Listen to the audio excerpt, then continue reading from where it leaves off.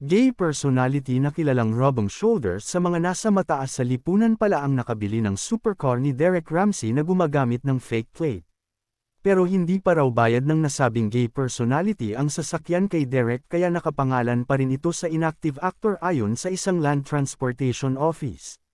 Lumutang ang pangalan ng aktor sa investigasyon ng LTO kung saan naglabas pa ito ng show cause order laban sa rehistradong may-ari at driver ng sasakyan matapos makita sa verification na ang alphanumeric combination sa plaka na ginagamit ay hindi tumutugma sa official plate number ng sasakyan. Hindi pinangalanan ng LTO ang negosyanteng sinasabing nakabili ng supercar na may initial na Avenue, pinapaharap sa Intelligence and Investigation Division ng LTO at pinagbibigay ng paliwanag ang nagmamaneho nito sa paggamit ng plaka ng sasakyan na fake. Nasa Vietnam daw si Derek nang ma-apprehend ang sasakyan na may fake plate number nga.